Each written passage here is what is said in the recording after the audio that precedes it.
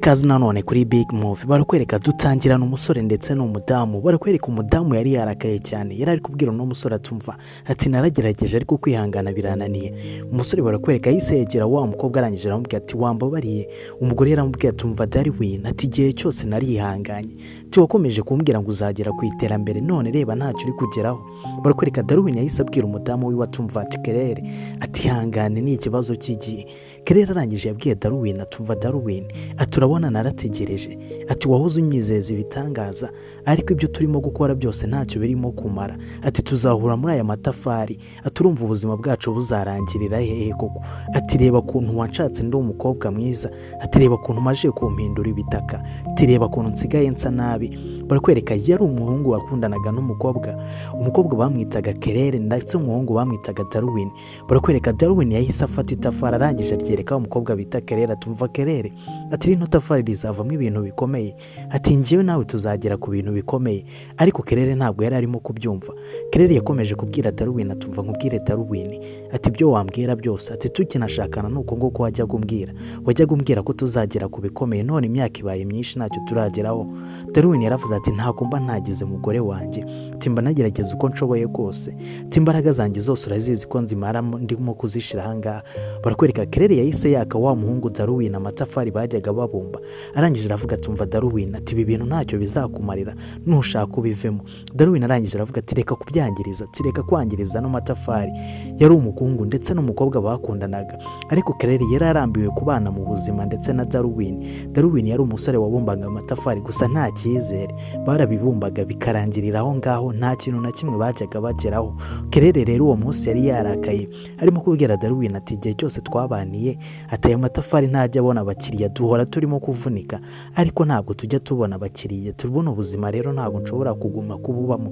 Kerere uwo munsi yafashe umwanzuro arangije aranarakara cyane, abwira Darwin yuko atifuza gukomeza kuba mwabona ubuzima. Barakwereka Kerere yahise atangira kubwira Darwin atumva rero ubu ngubu ngiye kugusiga, ngiye kwishakira umugabo ufite amafaranga ndetse naranamubonye, ubu ngubu ndimo guteretwa n'umugabo ufite amafaranga, ibi by'amatafari byawe bigumemo wenyine, uzakomeza urimo kuruha wenyine kuko ngiye buno buzima ntabwo nashobora kububamo. Barakwereka uwo munsi Kerere nuko nguko yasize umugabo wiwe babanaga, uyu musore babanaga bamwita Darwin yahise aza kureba Kerere mu modoka y'umugabo wari uje kumureba.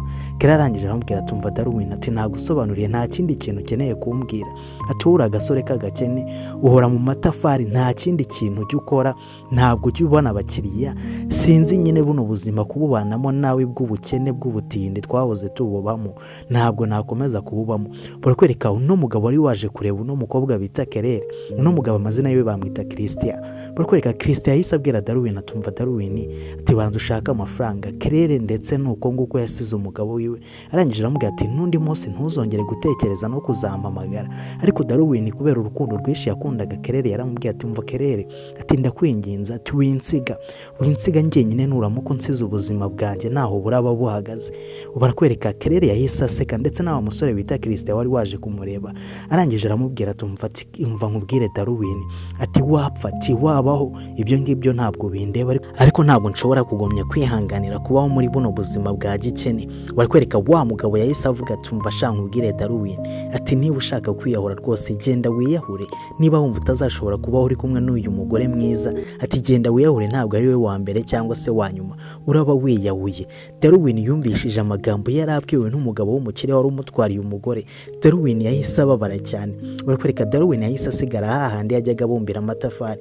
Hari umukobwa mwiza waje kumureba arangije yitwaye no mu modoka, wa mukobwa mwiza yahise aza kureba Darwin aho yari yicaye, arangije aramwegera aramubwira ati Darwin atufite ikihe kibazo se ahangaha niwe usigaye ukorera, ati byakugendekeye gute ko twiganye uri umuhanga. Barakwereka uyu mukobwa bamwita Emimu ndetse na Darwin bari bariganye.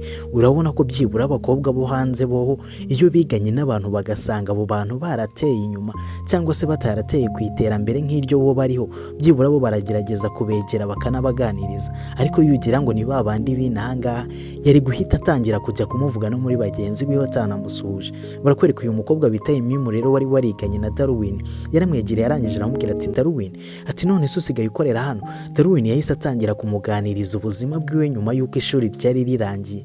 Darwin yaravuze ati naratsinze ariko ubuzima ntabwo bwangendekeye neza, nibwo naje gukundana na wa mukobwa nawe twiganaga bitaga Kerere.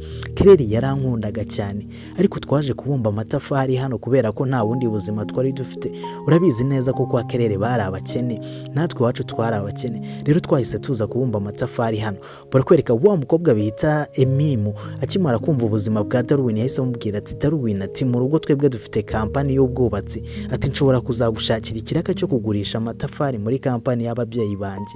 Ati papa wanjye afite kampani nini y'ubwubatsi, ati kandi tuzubaka amazu manini. Ariko ubwo uyu mukobwa bita Emimu yari ari kubwira Darwin ibyo byose, Darwin yari arimo kumubwira ati ibyo ngibyo ntacyo byamarira, ati ubuzima bwanjye butarimo Kerere ntacyo ubuzima bwaba bumariye. Emimu barakwereka yahise avuga ati Darwin ati ariko urabizi, ati nshobora gutekereza ko ubu nashonje, ati ngwino ngende kukugurira ibiryo.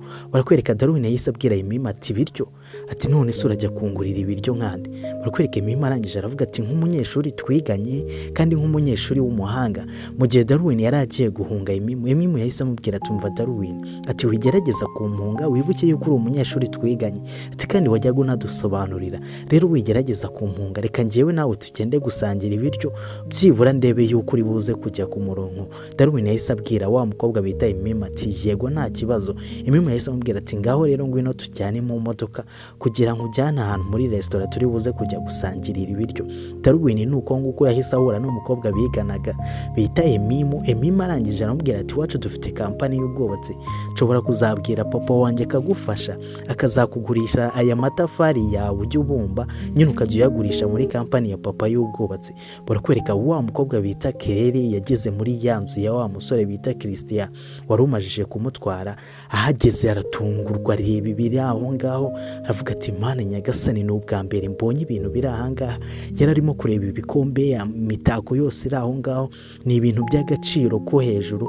Barakwereka ko wa mukobwa bita Kerere yageze mu nzu aratangara cyane, arangije aravuga ati ibi bintu ntabwo bibaho, ati ibi bintu ntabwo bishoboka, ni ubwa mbere mbonye buno buzima, ni ubwa mbere ngeze muri ino nzu. Barakwereka wa musore bita Christian yahise yinjira rwose. Kerere urabona yuko ibyishimo ari byinshi kuri we. Christian yahise atangira kumubaza ati sheri wanjye none si inzu urimo kuyibona gute? Ati hano hantu se wahakunze? Kerere yahise amuhobera muri ako kanya, arangije aramubwira ati nahakunze cyane ku rwego rwo hejuru udashobora no gutekereza. Barakwereka wa musore yahise ajya kuzana icyo kunywa kugira atangire gusangira n'uyu mudamu bita Kerere. Barakwereka uno musore bita Christian yahise azana wine atangira gusangira na Kerere. Gusa nyine na Kerere hari utubazo twinshi agifite kuri uyu musore, arimo kubona hari ibintu byinshi bidasobanutse kuri uyu musore. Yari bakiri aho ngaho hari umuntu wahise ukomanga. Christian yahise abwira wa mukobwa bita Kerere ati umva Kerere, ati gerageza ugende kuba wihisha, ati hari umuntu ntashaka yuko ari buze kukubona. Barakwereka Kerere yahise ajya kwihisha muri dushe, arangije ahita anafungaho umuryango ariko ntabwo yahise awufunga neza. Christian yahise atangira kwijijisha, hari umudamu wahise winjira, arangije atangira kwitegereza, arangije avuga ati mukunzi, ati wiriwe gute? Atumeze neza se ko ndi kubona uhagaze aho ngaho nta n'ikintu urimo gukora? Barakwereka Christian yahise avuga ati atangira kurya indima, aravuga ati yego meze neza. Barakwereka uyu mudamu umenya ari umudamu wa Christian yahise amubaza ati none se ko hano hari ibirahure bibiri urimo gusangira nande? Barakwereka Christian yahise avuga ati ikirahure kimwe cyari icya mu gitondo, ati ikindi cyari ikizi se, ariko umudamu ntago arimo kumushira amakenga. Christian yahise avuga ati rero narinje hano muri pause, ati numvaga ntameze neza, ariko Christian nyine yari arimo kurya indimi. Umugore we atarimo gusobanukirwa ibyo Christian arimo kumubwira, ariko umugore yitegereje neza, arangije aravuga ati ntago ndimo kugushira amakenga. Barakwereka umugore we mu gihe yari agiye gufungaho kuri dushe, Christian yahise amuhagarika, arangije aramubwira ati sheri, ati urimo kujya hehe? Ati ntugire ahantu ujya, ati rwose hari ahantu hihorere. Umugore yahise amubwira ati umva ariko jya ureka kumenyera, njye nari ngiye kwitorera pasiporo yanjye, ati rero sinzi impamvu urimo gushaka kumfata.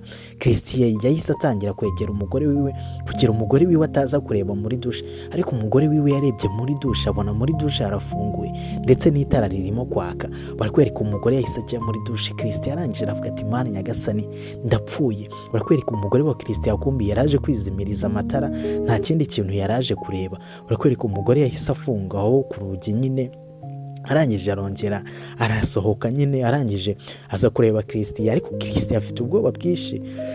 Wibuke Christian hari umugore yazanye hano mwa runo rugo, barakwereka umugore wa Christian. Arangije aramubwira tumva sheri, ati ngiye kujya muri Espagne, nzamara y'igihe kitari gitoya, turabizi ni business, ati ni ibintu byerekeranye n'akazi. Christian yahise abyumva vuba, arangije aramubwira ati yego sheri, ati niba uzamara y'igihe kinini, ati nta kibazo, ati ariko ntabwo ndibuze kuguherekeza. Umugore warangije aramubwira ati hoya, ati nta kibazo, ntabwo nshaka yuko uri buze kumperekeza. Barakwereka wa mukobwa bita Kerere yahise asohoka. Arangije aravuga ati watekerezaga ko ntabyumvaga se? Ati nabyumvishe yuko ufite umugore, kubera iki wari warambeshye yuko uri umugabo, uri umusore nako. Barakwereka Christian yahise yegera wa mukobwa bita Kerere, arangije aramubwira tumva sheri, ati rwose, ati ntukajye wumva ibintu byose, ati uriya ni umudamu wabaga ahangaha twabanaga, ariko wabyumvishije yuko agiye kujya hanze. Njye nta nubwo mukunda, njye nikundira wowe, rero ntanagenda hanze akongera akagaruka nzamubwira yuko nshaka gatanya nkatandukana nawe. Barakwereka wa mukobwa bita Kerere nyine nawe nta yandi mahitamo yari afite usibye kugumana na Christian. Barakwereka wa mukobwa bita Kerere yahise abwira Christian ati yego ndabizi cyane rwose kandi nzabyihanganira, umugore wawe nabaramuka avuye hanze nizeye yuko uzahita usaba gatanya wowe nawe mugatandukana. Christian yahise abwira Kerere ati njye uriya mugore wanjye ntabwo mukunda, ndanifuza yuko naramuka avuye muri Espagne cyane yuko azamara igihe nzahita nsaba gatanya. Christian yahise abwira wa mukobwa bita Kerere ati rero gerageza ubona tembera n'inzu ureba ahantu hose uze kumbwira niba wahakunze. Ariko Christian yari afite ubwoba bwinshi. Barakwereka hano twongere tugaruke muri restaurant. Wa mukobwa bita Emimo yahise azana wa musore wacu bita Edwin muri restaurant. Edwin yahise avuga ati none se ati Emimo, ati ibi byose ubundi ni iby'iki? Emimo arangije aramubwira tumva Edwin, ati ariko ntukagerageze gushira ibintu, ugira ibintu intambara. Ati wari ko nakuzanye hano kukugurira ibiryo kubera icyo umeze nk'umuntu wasaze. Ati njye nkuguriye ibiryo mbikuye ku mutima, ati kandi niba udashaka no kunshimira, ati ngereka nishimire kubera ko ngukoreye ibintu by'ingenzi. Edwin yahise avuga tumva nkubwire Emimo, ati ibi ngibi ntacyo byamarira, ati ibiryo by'umunsi umwe ushobora kungurira, tushobora kubingurira ejo sinzabibone.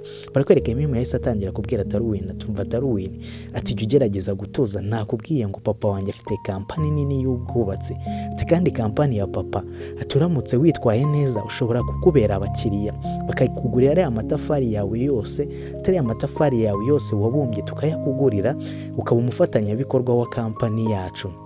Edwin nyine yari arimo kumva ibyo Emimo arimo kumubwira, kumva yuko nyine ari ibintu bidashoboka, kuko Edwin yumvaga nyine ari uwo kubumba amatafari akaza akagurwa n'abakiriya bakeya, ntabwo yumvaga ko ashobora guhura na kampani nini. Barakwereka uwo munsi rero wa mukobwa bita Emimo yamugiriye inama yo kujya muri kampani ya papa wiwe akazajya kudepozayo. Kumbi barakwereka wa musore bita Edwin akimara kugera muri kampani ya papa we Emimo yagezemo yahise akubitana na wa mugabo bita Christian. Barakwereka kumbi Christian nawe akora muri kampani ya papa we Emimo. Barakwereka Christian yahise avuga ati ati wa mugabo w'umukene, ati se n'ubu ngubu ntabwo urarekera aho ngaho kunkurikirana. Barakwereka Edwin yahise amubwira tumva ati njye ntabwo nari ngukurikiranye, ati nari nje hano kugira tuganire ibintu bya business, ati nta rundi rwango. Christian arangije aramubwira ati ngaho nyereka izo business ushaka kuzana. Barakwereka Edwin yahise avuga ati nari nzanye amatafari yanjye njya mbumba kugira nyabereke ntangire nkorane na kampani yanyu njye nyigurisha amatafari. Barakwereka Edwin yahise atangira kubasobanurira uburyo ki ajya akoramo amatafari yiwe. Aramubwira ati ni amatafari akomeye cyane. Barakwereka Christian yanabisuzuguye cyane, yahise abwira Edwin atumva ati sha rwose aya matafari yawe ni aya fake, atabumbwa nta mukene, ati se ubundi aya matafari dushobora kuyubakisha kubaka inzu kweri? Edwin yahise avuga ati yego yana matafari yakubaka inzu. Barakwereka Christian nta nubwo yari anabyitayeho, nta nubwo yari yitaye kuri Edwin, gusa Edwin yakomeje kugerageza gusobanurira Christian amubwira yuko amatafari yiwe akomeye nyine amutera injuga kugira aze kwemerera kampani yiwe yuko yatangira gukorana n'uyu musore Christian akajya bagurisha amatafari y'ubwubatsi bajyaga bubaka. Gusa Christian yahise atangira kubwira Edwin atumva nkubwire musore, ati hano matafari yawe ni aya fake, atayengaya ntabwo dushobora kuyakoresha muri kampani yacu, ati niba wanabitekerezaga uhita ubyihorera. Barakwereka Edwin yahise avuga atumva nkubwira ati amatafari yanjye arakomeye ndayizeye, nyakubumba mu byondo bikomeye ati kandi ibyondo bimeze nk'ibumba ati narangiza nkayatwika ati amatafari rwose arakomeye ndabizi neza cyane. Gusa uyu musore Christian we ntabwo yifuzaga yuko Darwin ashobora gutera imbere, ntabwo yifuzaga ikintu cyose cyatuma uyu musore Darwin ashobora gutera imbere akongera akisubiza wa mugore wiwe bita Kelele. Barakwereka Christian yahise amubwira tumva ati fata amatafari yawe usohoke hano. Barakwereka Darwin yahise atangira gukomeza gutongana na Christian aramubwira tumva ati ibyo wankoreye ntabwo mbyitayeho kubera icyo urimo kugerageza kunyirukana. Barakwereka icyo gihe rero Darwin yahise yirukanwa na Christian aramubwira ati twebwe kampani yacu ntabwo ishobora gukorana nawe. Darwin yahise aza kureba Emima arangije aramubwira tumva ati umukozi wanyu yanze yuko dukorana. Gusa Emima yahise abwira Darwin atumva ntiwihebe ati ndibuze kugerageza uko nshoboye kose nzaguhuza na papa wanjye agushakira uburyo ki ushobora kuzajya ukorana na kampani yacu. Gusa Christian we byari bimeze neza hagati yiwe na Kelele. Barakwereka Christian yari yaguriye rwose Kelele impano ya zahabu, agakufi ka zahabu. Christian yahise avuga ati aka kantu ni akawe ati niwe nakaguriye mukunzi wanjye ati nibirenze ibi ngibi nzabiguhereza. Ariko Kelele uko arimo kubireba ntabwo yari arimo kwizera Christian. Kelele yahise yikangamo arangije aravuga ati ibintu nk'ibi ngibi bya original kwera uyu musore aba arimo kugura kandi bihenze gutya kandi ari umusore usanzwe ukora muri kampani amafaranga yakura hehe? Kelele nibwo bwoba yari afite. Kelele yahise abaza Christian mva ati ntago mba ndimo kubyumva neza turabona ubu urimo kungurira impano zihenze atungurira ibintu bihenze ati amafaranga yakura hehe kuko ari akazi gasanzwe muri kampani isanzwe. Christian arangije aravuga ati ushatse kuvuga iki se? Kelele arangije aramubwira ati ndimo gutekereza yuko wenda ushobora kuba wiba nka kampani ukorera cyangwa ukaba ukora iyindi mirimo itazwi itemewe n'amategeko. Christian arangije aravuga ati mukunzi wanjye ati kubera iki wanyekera ibyo ngibyo?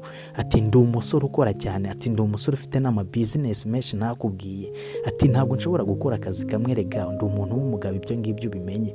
Barakwereka Kelele yahise avuga ati none bishatse kuvuga ko iyi mpano rero wayikuye muri business zawe? Christian arangije aramubwira ati yego rwose ati iyi mpano nayikuye muri business zanjye ntabwo ari ukuvuga ko uyu nguyu ari umushahara naba nakoresheje. Gusa Kelele yahise atangira kubwira Christian ati mba mfite ubwoba bwawe ati nyine ntabwo nshobora kubura gutekereza ahantu wabukura amafaranga menshi nk'aya ngaya kandi mbona ukora akazi gasanzwe.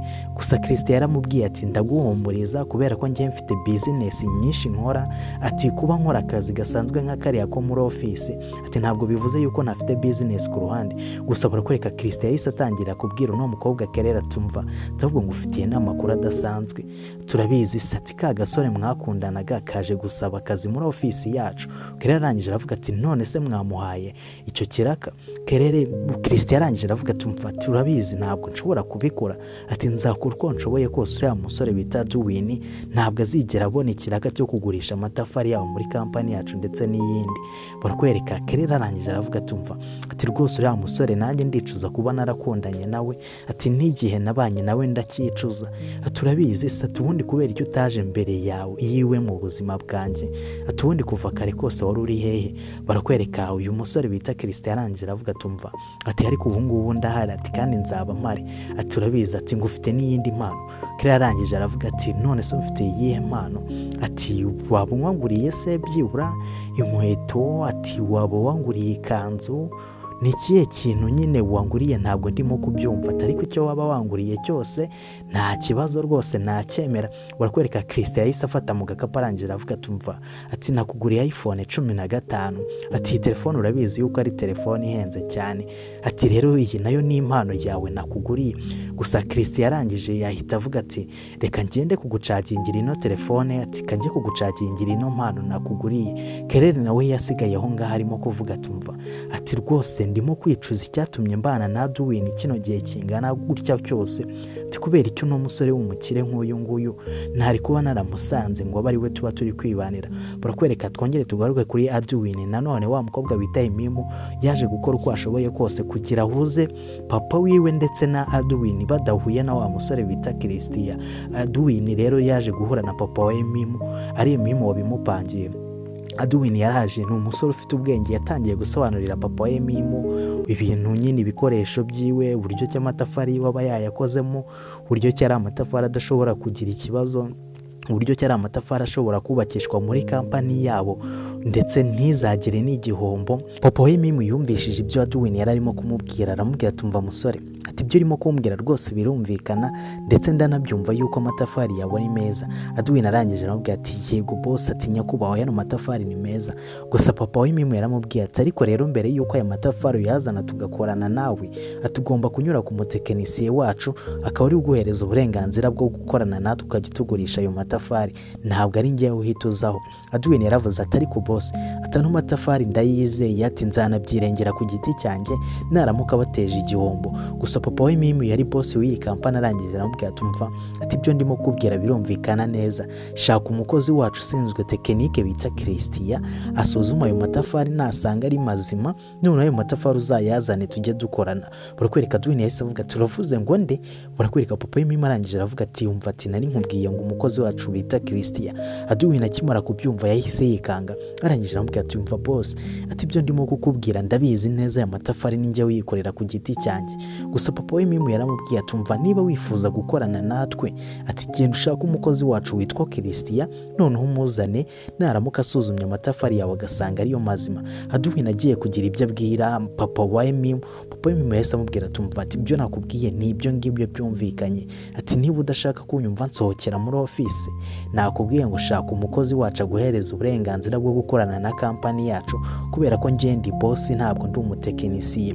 Umusore bita Christian, wa musore watwaye umuhungu bita Edwin umugore, kumbi niwe mutekinisiye w'iyi kampani. Barakwereka wa musore bita Christian yari ari ahangaha arimo kwerekera Mimu ndetse amubwira ati ibintu ni gutya biza gukorwa. Barakwereka Edwin yahise azarangije aramubwira ati ariko wibonye mwiki, ati kubera icyo ubuzima bwanjye urimo kugenda uburimbura, ati niba warantwaye umugore, ati ukantwara ibintu byose, ati kubera iki wifuza no gutwara ibintu byose.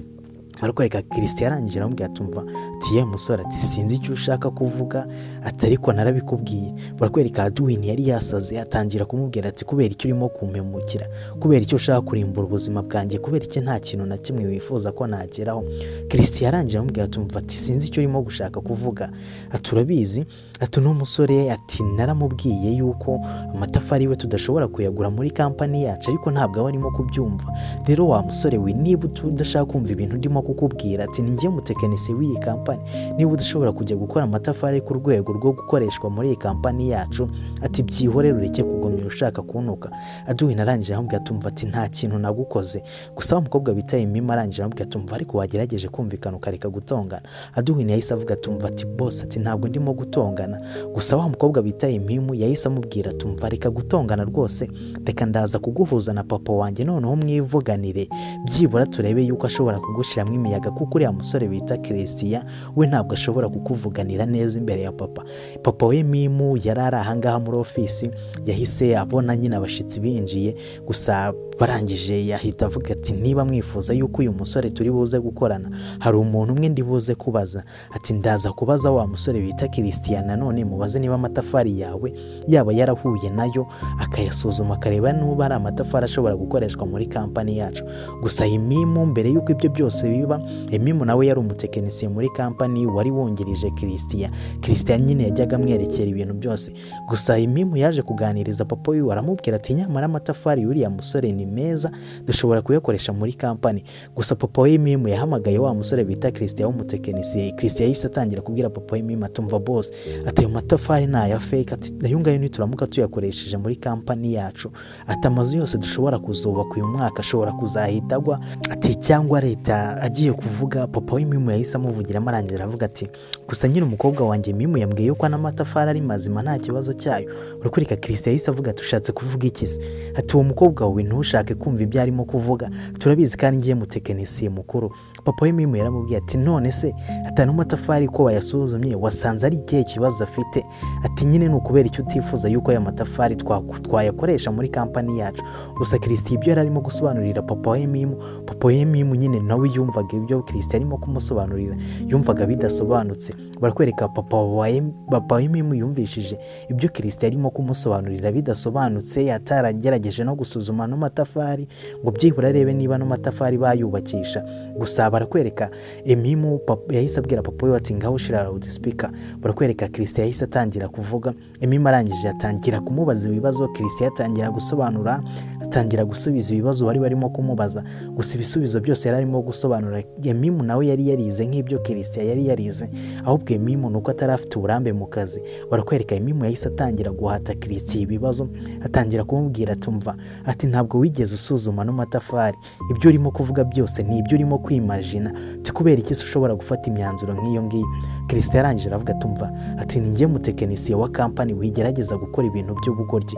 Barakwereka Christian yahise asanga wa mugore we bita Kerere, atangira kumubwira atumva mfite ibibazo byinshi, ati ndimo gutekereza yuko Edwin bagiye kumuhereza akazi muri company yacu.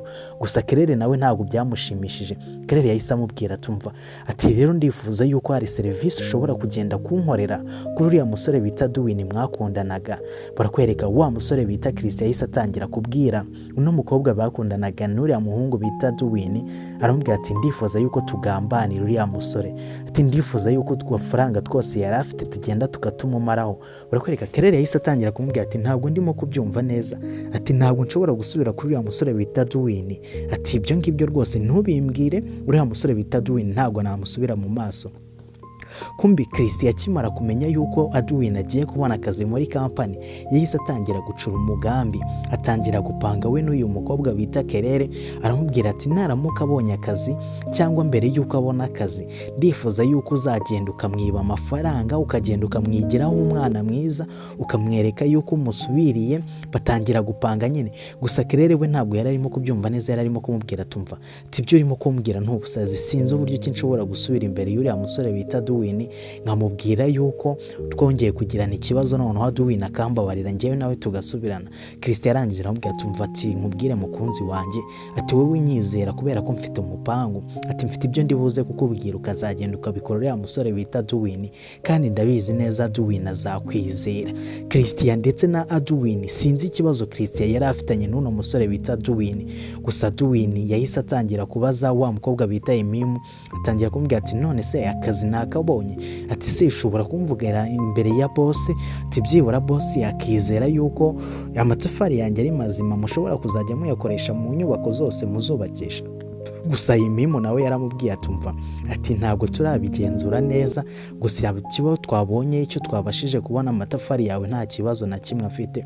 Edwin arangije aravuga ati yego nari nabimusobanuriye, ati nari namubwiye rwose yuko amatafari yanjye nta kibazo.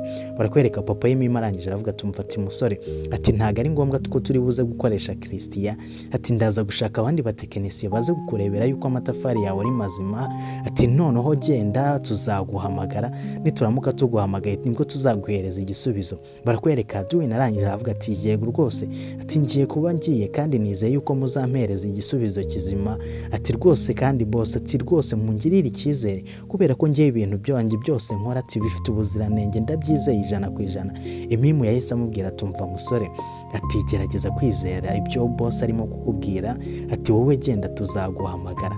Barakwereka papa Emimu arangije aravuga atumva ati Emimu, ati rwose no musore nabikunze, nakunze uburyo cyari umusore w'umuhanga, kandi nakunze uburyo cyari umusore utajya uva kwizima.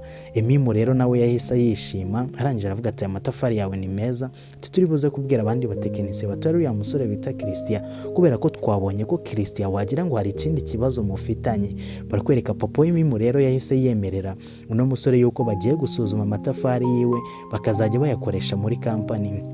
Bakomeje kuganira n'ibindi biganiro byinshi, arangije aravuga ati tuzoshobora kuzakenera amatafari arenza aya ngaya ahubwo urimo gukora, tuzakenera amatafari menshi cyane. Barakwereka Emimu arangije aravuga ati yego rwose ibyo boss arimo kukubwira gerageza kubyizera, kubera ko muri uyu mwaka dufite amazu menshi tuzubaka.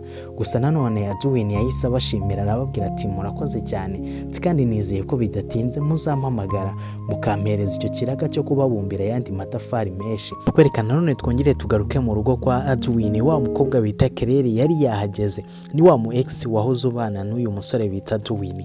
Kerere yari ari mu rugo, mwibuke ni umupangu bapanze we na wa musore bita Christian kugira baze kugambanira uno musore bita Edwin bamukureho amafaranga, ndetse naramuka nabonye ikiraka muri ya company bazakomeze kumurya amafaranga.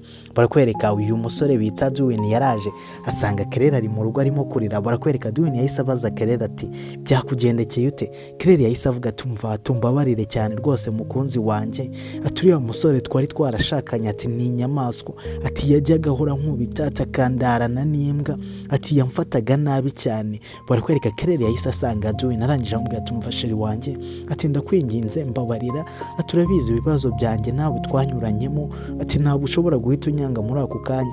Barakwereka Edwin yahise avuga ati umva, ati none se uriya musore yajyaga gukubita guhora iki, ati kubera iki wari warakundanye se n'ubundi n'umusore mubi nk'uriya w'inyamaswa, ati umusore nk'uriya rwose ntabwo akwiriye kuba mu bantu. Barakwereka Edwin nta nubwo yahise yita kuri uyu mukobwa ko yanamusize, yahise atangira gutuka wa musore ahubwo wakundanaga n'uyu mukobwa bita Claire. Claire arangije yabwiye Edwin atumva, ati ndabizi narakubabaje ariko ndagira ngo mbabarire. Edwin arangije aravuga ati nta kindi kintu nakora mukunzi wanjye kubera ko nanjye naragukundaga cyane. Barakwereka Edwin yahise abwira Claire ati ngaho ngwino tugende mu nzu ureke kuguma hano hanze, wibuke barabipanze. Uyu mukobwa bita Claire ndetse na wa musore bita Christian bakimara kumenya yuko no musore bita Edwin ashobora kuzatsindira isoko ryo kugurisha amatafari muri ya kampani, bahise bavuga ati reka tugende noneho uriya musore twongere tumugambanire, dushaka uburyo ki tumwiyegereza turebe ko byibura ashobora kuzajya tumukura amafaranga yose azajya akorera muri iriya kampani. Barakwereka Claire akimara kugera mu ntebe yahise atangira kwirwaza, atangira kwitakisha, aravuga ati umva turiya musore yajyaga nkubita cyane, ati kandi umutwe urimo kundya ku rwego rwo hejuru, ati nkeneye amafaranga yo kujya kwivuza byibura nkagura n'imiti, ati hari n'ibindi bintu nkeneye, ati rega kuva n'abana n'uriya musore bita Christian uziko nta kintu na kimwe yigeze amfasha mu buzima bwiwe. Barakwereka Edwin yarabyumvishije arangije aravuga ati ndimo kubyumva sheri wanjye, ati niba wumva warembye cyane ati nshobora kugufasha, ati hari udufaranga dukeya nari naragerageje kwizigama, ati reka nze ntukurebere byibura ndebe yuko ushobora kujya kwivuza, ati ndagira ngo ukomeze uri muzima, ati ukomeze uri uwanjye. Barakwereka wa mukobwa bita Claire arangije aravuga ati oya sheri, ati ibyo ngibyo ntabwo ari byo by'ingenzi, ati icy'ingenzi ni uko nakugarukiye, ati wigenda gufata ku mafaranga yawe wizigamye igihe kinini, ati kugira noneho ngo umfashe, ati icyo nifuza ni uko nongera nkagaruka mu buzima bwawe ukambabarira njyewe nawe tukongera tugakundana tugakomeza kubana. Edwin gusa yaravuze ati niba urwaye reka nkurebera amafaranga nizigamye, ati n'udufaranga dukeya nizigamye igihe kinini, ati ntuguhereze byibura ndebe yuko ushobora kujya kwivuza. Barakwereka twongere tugaruke kuri wa mukobwa bita Emimu yari ari kumwe na papa wiwe. Barakwereka papa Emimu arangije aravuga ati ariko kubera icyo ya musore urimo kugerageza kumuvugira cyane urashaka kugira kuki. Barakwereka Emimu arangije aravuga ati papa ati ya musore ndamwizeye neza cyane, aturabizi twariganye, ati ya musore yari umuhanga, wenda nubwo nigeze muzana hano gusa yahuye n'ibibazo. Barakwereka papa Emimu arangije aravuga ati none se ati ntabwo waba umufitiye impuhwe kurusha uko waba umufitiye icyizere cy'uko wenda kuri ibintu bifite agaciro, ati cyangwa bifite karite, ati ndimo gutekereza yuko waba ufitiye uriya musore impuhwe wamuzana muri kampani yacu yajya tugurisha amatafari akatugurisha amatafari ya fake. Gusa Emimu yahise atangira kubwira papa wiwe atumva papa ati njyewe uriya musore bita Edwin ndamwizeye cyane, ni umusore w'umuhanga, ati ni umusore ukora ibintu bifite karite yo ku rwego rwo hejuru, ati nituramuka dukoranye nawe nta gihombo na kimwe tuzigera duhura nacyo, ati kandi ndabikwijeje. Barakwereka papa Emimu arangije aramubwira atumva ati urabizi neza yuko iyi kampani imeze nk'aho ari iyawe, ati nubwo wenda iyi kampani ari iyanjye umenye yuko njyewe ndimo gusaza, ati nuramuka uzanye umuntu ushobora kuzakwangiririza kampani akangiriza imitungo yanjye, ati ni wowe uzabibazwa njye ndimo kubyina mvamo, ati ubwo nibaramuka bagiye gufunga umuntu wahemukiye abaturage arimo kububakira amazu adafite agaciro ubwo ni wowe bazafunga. Gusa papa Emimu bisa naho yahise yanzura yuko byibura bashobora guhereza no musore bita Edwin akazi. Barakwereka Edwin udufaranga duke yari yarizigamye igihe kinini yahise ajya kudufata dukura mu kabati kugira duhereze uriya mukobwa bita Claire byibura ajye kwivuza. Claire nubwo yari yarasize Edwin, gusa Edwin yakundaga Claire. Barakwereka Edwin yahise afata twa dufaranga yari yarizigamye igihe kinini yahise atuzanira wa mukobwa bita Claire. Arangije aramubwira atumva sheri wanjye, ati hano mafaranga nayakoreye igihe kinini ariko ndabizi neza ko nuramuka ugiye ukayakoresha ukivuza ukagura n'ibindi bintu ukeneye ndabizi yuko uri buze kumererwa neza.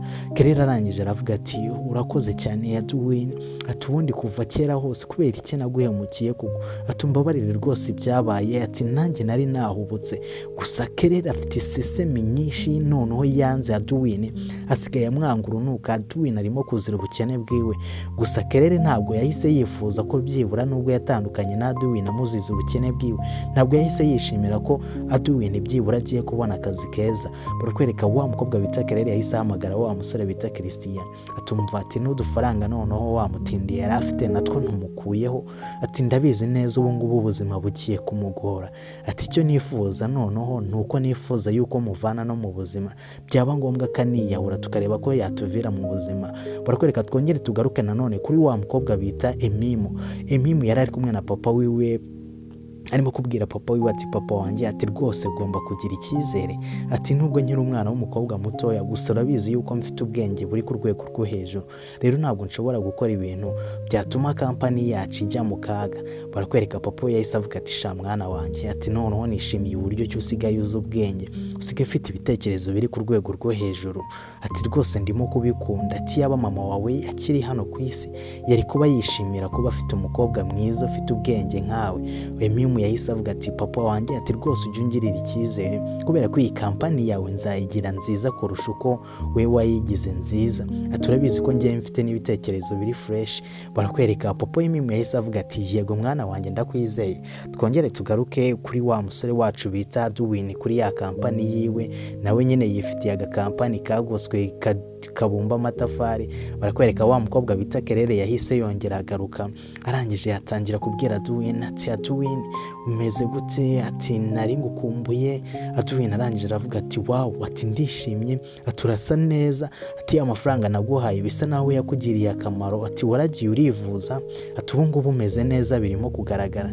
Kelele arangije aravuga ati Aduwini, ati warakoze cyane kumfasha, ati rwose uri umugabo w'ingenzi, ati uri uw'agaciro ku buzima bwanjye. Aduwini ako kanya yahise asomwa na Kelele. Aduwini yahise yumva yongeye gukunda wa mukobwa bita Kelele, arangije aravuga ati mana nyagasani, kumbe Aduwini mu gihe yari akiri aho ngaho agitangazwa nuko Kelele amusomye, yahise ahamagarwa. Akimara guhamagarwa yahise ahamagarwa no muri ya kampani y'iwabo Emimu. Ya kampani y'iwabo Emimu yahise imubwira tumva, ati tugufitiye amakuru meza, tubungubu twaguhaye ikiraka, ati ubungubu watsindiye isoko ryo kujya ugurisha amatafari yawe muri kampani yacu. Aduwini ntabwo yari arimo kubyumva neza, yahise avuga tuvuze ngo iki, ati ntabwo mbyumva neza, ati muravuze ngo natsindiye isoko ryo kujya ngurisha amatafari muri kampani, ati ntabwo mbyumva, ati cyangwa muri kumbeshya, ati ntabwo mwaba muri abasikama, muri abantu ba nyabo ubwo ko natsindiye isoko ryo kujya ngurisha amatafari muri kampani yacu. Aduwini yumvishije iyo nkuru nawe kwihangana biranga, arangije arishima cyane, arangije avuga ati mana nyagasani ntabwo bishoboka. Kumbe wa mukobwa bita Kelele ya mafaranga nta n'ikintu na kimwe yahise yivuzamo, ahubwo yahise yazana yose uko yakabaye, yarangije yazanira wa musore cyangwa se wa mugabo, kubera ko twarabibonye ko uyu mugabo nubwo abana na Kelele hari undi mugore babana bagiye mu mahanga. Bahise batangira kwishimira nyine uburyo ki barimo kugenda barangiza ubuzima bw'uriya musore bita Aduwini. Aduwini yafashe amafaranga yari yarizigamye ubuzima bwiwe bwose, byibura arimo gutekereza, arimo guteganya yuko iriya bizinesi yo kubumba amatafari, yo kugurisha amatafari nitagenda neza azahita akora kandi gashinga. Amafaranga yose Aduwini yari afite arangije ahita yahereza n'umwana w'umukobwa bita Kelele kugira agenda yivuzemo, anayakoresha utundi tuntu tugiye dutandukanye. Byibura yatekerezaga yuko Kelele yaba akimukunda, gusa Kelele yahise amukorera ubugome bukomeye. Kelele arangije ahita afata ya mafaranga yose uko yakabaye, arangije yazanira wa musore bita Christian wari waramubengutse. Uyu musore nanone nubwo turimo kumwita umusore, mwibuke neza ni umugabo, twarabibonye yuko afite umugore. Barakwereka Kelele yahise yazanira ya mafaranga uno musore Christian, arangije aravuga tumva ati bisa nkaho ari wowe ndimo gukunda, ati naho uriya musore bita Aduwini ntabwo nteganya kuzongera kumusubirana. Barakwereka Christian yahise avuga ati okay, ati aya mafaranga yose yafatuye atware, aya mafaranga yose n'ayawe kubera ko ngiye mfite byinshi birenze ibi ngibi. Nyine nuko nguko uyu musore bita Christian yakomeje kubwira n'umwana w'umukobwa bita Kelele, gusa bakomeza no gufata umwanzuro yuko Aduwini nta kintu na kimwe azigera ageraho, bazakomeza kumubabaza kugeza igihe aziyahurira. Gusa nanone sinzi impamvu ibingibi barimo kubikora, sinzi icyo bifuza kugeraho. Mu by'ukuri umuntu ashobora kukugirira ubugome nta yindi nyungu afite, nta kindi kintu ashaka kugeraho, gusa nyine ashaka kukubabaza. Twarabibonye neza, uriya musore bita Duwin yakundanaga n'uyu mukobwa bita Kelele, nta rundi rwango rwigeze rubabaho usibye ko uyu mukobwa bita Kelele nyine yaje gushukwa n'iby'isi agakundana n'uyu musore bita Christian. Gusa barakwereka Duwin yari ari mu rugo, yahise ahamagara wa mukobwa bita Kelele. Kelele yahise atangira kumubwira tumva nkubwiza ukuri, ati njyewe nawe, ati ntukajye utekereza yuko njye nawe twasubiranye, ati se wa gasore we kagakene, ati uko ubitekereza urabona njyewe nawe dushobora gusubirana koko, ati ntabwo ujya wireba, ati uri agasore kabi, ati nta fresher ufite. Duwin arangije aramubwira ati none se ati Kelele ariko wari wangarukiye, wari wambwiye yuko byibura ukinkunda, wambwiye yuko uriya musore bita Christian yajyaga gufata nabi. Kelele yakomeje kubwira uno musore bita Duwin kuri telefone atumva, ati nari ndimo kukubeshya, ati kandi ikindi ndabizi neza yuko ngo ku kazi ko kwa Christian bakuboneye akazi, atari wowe watsindiye isoko ryo kuzajya ubagurisha amatafari, ati rero Christian byose agiye kubinyamo ako kazi ntabwo uri buze kukabona. Duwin arangije aravuga tumva ati Kelele, ati rwose wambabariye ukareka kunkorera buno bugome, kubera icyo urimo kumpemukira, ni iki nagukoreye kirimo gutuma ukora ibi ngibi byose? Kelele arangije aramubwira tumva Duwin, ati icyo nshaka nuko ntazakubona uri umukire, ati icyo ntashaka nuko nzabona urenze imbere yanjye nkazicuza, ntabwo nkeneye kuzicuza impamvu yatumye ngusiga, ndifuza kukubona usa gutyo. Barakwereka Duwin arangije aravuga ati nibyo ngibyo kuko wifuza byonyine, ati niba ubyifuza gutyo se kubera icyo ushaka kubikora mwa buno buryo, kubera icyo ushaka kumpemukira, waretse byibura nkibonera n'utwo dufaranga dukeya two gutsindira isoko. Gusa wa mukobwa bita Kelele yabwije Duwin ukuri aramubwira tumva, ati impamvu ngiye ndimo kugukorera ibi byose, ntabwo nifuza kukubona wari umusore urenze, ntabwo nifuza kuzicuza impamvu yatumye nkureka. Christian barakwereka uno musore bita Duwin yarangije aravuga ati ari kuriya mukobwa w'ishitani koko, kubera iki nahuye nawe mu buzima bwanjye. Barakwereka Duwin yahise ahamagarwa kuri ka kazi ke wabo wa Mimu, yaje afite ubwoba bwinshi, yaza arimo kwisobanura, afite amagambo menshi yo kwisobanura. Barakwereka Mimu arangije aravuga tumva, ati gerageza kwicara kandi were kugira ubwoba, ati nta kibazo na kimwe kiri ahangaha. Barakwereka papa Mimu arangije aramubwira tumva musore, ati hano ku kazi rero, ati hari umusore bita Christian, ati Christian yatubwiye yuko uri umusore udashobotse, ariko twebwe twagenzuye neza turebye ibyo ukora, tubona ukwiriye kontara, ukwiriye kuzajya utugurisha amatafari, atutsindiye isoko ryo kuzajya ukorana natwe. Barakwereka Duwin arangije aravuga ati muravugisha ukuri koko ni njye watsindiye isoko ryo kuzajya mbagurisha amatafari? Mimu arangije aravuga ati yego rwose ibyo papa wanjye arimo kukubwira ni ukuri. Duwin arangije aravuga ati mumbabarire rwose, ati ibyo uriya musore Christian yaba yarababwiye byose kuri njyewe murabizi neza ko atari uko nguko meze, ati niba mwaranakoze n'ubushakashatsi nizere yuko mwabibonye. Barakwereka Mimu arangije aravuga tumva, ati twagerageje kuzana abandi bahanga batari Christian muri kampani yacu, ati twaje gusanga Christian yari arimo gushaka kukugendaho gusa ashaka kuguhemukira, ati rero niyo mpamvu twaguhaye no contract kugira usinye amasezerano yo kuzajya ukorana natwe, atakira sinya no masezerano ni wowe ugiye kuzajya utugurisha amatafari. Duwin yahise avuga ati ntabwo ndimo kubyumva neza, ubu ngubu ni njyewe ugiye kuzajya ugurisha kampani yanyu yose amatafari? Mimu arangije aravuga ati yego rwose kuko amatafari yawe twarabibonye ko ari amatafari meza. Ati rero wa Duwin, ati ushobora gusinya iyo contract, ati kandi ikindi wa musore bita Christian wajya kugendaho cyane muri kampani yacu twamwirukanye kubera ko twabonye yuko adashoboye, ahubwo ya matafari yajyaga tuzanira, ati abantu twajyaga dukorana mbere, ati nibo bajyaga bakora ibintu bibi kurusha wowe ibyo ukora, ati rero ni wowe ukora ibintu bifite karite kurusha ibyo twajyaga dukoresha. Niyo mpamvu rero ya musore bita Christian twahise tumwirukana, tugahita dushaka abandi bakozi b'abatekinisiye bakora ibintu bize kandi batashizemo amarangamutima. Barakwereka wa musore bita Duwin nuko nguko yahise asinya contract, ndetse na papa we Mimu yahise amubwira ati sha nishimiye gukorana nawe, tubaye umufatanyabikorwa wa kampani yacu, ndetse Duwin nawe yahise yishima gutyo. Barakwereka Mimu yahise avuga ati Duwin rero nizere yuko akazi utazakavangamo nawe mw'ibintu by'amarangamutima cyangwa ushake kwiho araguhorera ati ngo haye ikaze muri kampani yacu. Menya hari ibintu byinshi uyu mukobwa bita Emimu yari yaramenye kuri uyu musore bita Duwin. Barakwereka papa wa Emimu yahise avuga ati none se ubundi waza gusohoka tugashaka ko kunywa. Barakwereka twongere tugaruke hano mu rugo, ya mafaranga ya Duwin bari bazi yuko bayariye bakira aho ngaho. Wa mudamu yari ari mu nzu arimo kubareba. Barakwereka uno mukobwa bita Claire yari arimo kubwira uno musore bita Christian tumva ati ibintu byacu birimo kugenda neza. Gusa uko bari bakira aho ngaho wa mudamu yari yaje, ni wa mudamu wa Christian twatangiranye abwira Christian yuko agiye kujya mu mahanga. Barakwereka Christian akimara kubona wa mugore yahise atangira kuvuga ati shiri ati none se waje ryari, ati se kubera icyo utambwiye. Yatangiye kurya indimi arangije aravuga tumva uyu mukobwa ni inshuti yanjye. Barakwereka wa mudamu bakirimo kumubwira amagambo menshi arangije aravuga tumva ati ndabizi neza, ati njye nahise njya hanze urangije uzana indaya, ati iyo ngiyo ni indaya mwajyaga mubana, wari uzi yuko amakuru yose ntayamenye se. Barakwereka umudamu wa Christian yahise amanuka hejuru menya ari nawe mukire. Barakwereka umudamu wa Christian yahise aza yarakaye. Christian agerageza kwisobanura ku mugore wiwe. Barakwereka umugore wa Christian yahise aza arangije aravuga ati niko se yewe muko, ati nta soni nyiri urugo yahise ajya hanze urangije uhita winjirira mu rugo rwanjye wandaya we. Barakwereka uno mukobwa bita Claire yashatse kwisobanura. Uno mudamu wa Christian arangije aravuga ati none se kubera iki, ati imbwa itigeze kubwira, ati kubera iki atakubwiye yuko imitungo yose arimo kubamo atari yiwe, kubera iki atakubwiye yuko namushakiye akazi muri kampani ya musaza wanjye agashaka kugambanira umusore wari inzirakarengane utari ufite ikintu na kimwe azi, ashaka kumugambanira gusa ngo kugira ngo atazajya agurisha amatafari. Ati rero wa musore we bita Christian, ati ndavuze ngo nsohokera mu nzu wowe n'iyi ndaya sinzongere kubabona hano, ntabwo nifuza kuzongera kubabona mu buzima bwanjye. Barakwereka uno mugore wa Christian nuko nguko yahise yirukana Christian ndetse na wa mukobwa bita Claire mu nzu yiwe.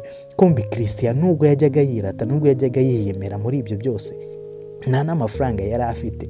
Kampani yakoragamo kumbi yari ya musaza w'umugore wiwe twabibonye. Kumbi Emimu uyu nguyu ni nkaho ari nyirasenge. Rero nyirasenge wa Emimu ni nawe wari umugore w'uyu mugabo bita Christian. Barakwereka Christian yahise areba udufaranga yari afite arangije aravuga tumva turabizi tuno dufaranga rero nitwo ngiye kuba nifashisha. Barakwereka Christian ndetse na Claire bahise batangira kurwanira amafaranga.